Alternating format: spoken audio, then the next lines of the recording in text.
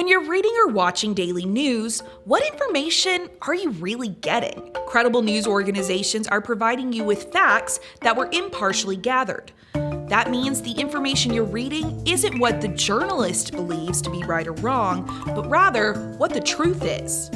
But what about other, not so credible news organizations? And what exactly is an op-ed? Let's break down the differences between actual news and commentary pieces and explain how a journalist reports on events.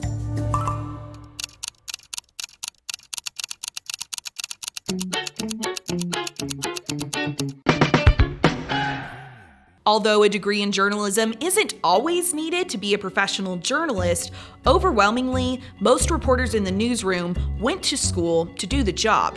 Like, close to 95%, according to Nieman Lab. That means the people who are writing and gathering your news have been formally trained on how to impartially research and present information to the public. The formulaic process helps keep things honest. It's kind of like how scientists explore hypotheses. They're guided by what happens and not preconceived ideas. Of course, journalists all have their own personal biases. We're all human.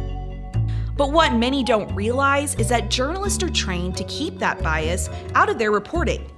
Their main goal is to provide you, the audience, with the information and tools to make an informed decision on your own. If you're getting information from credible sources, you aren't being persuaded to any side of the story, but rather given the lay of the land.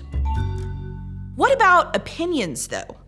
Well, there are two different aspects we're going to dissect here. First will be opinion pieces that you can read in the paper, and then news sources that do not impartially disseminate information.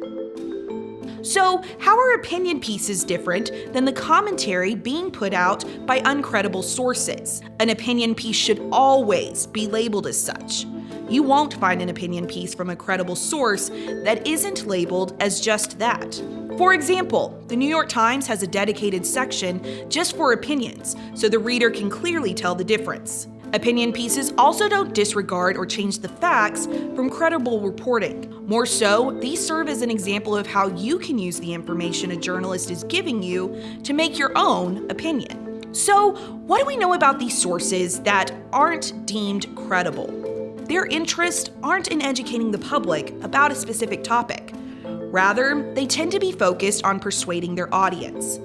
When you tune in to one of these sources, you won't leave knowing the whole side of the story, rather, just what that source wants you to know. Now, let's take a look at a resource called the Static Media Bias Chart.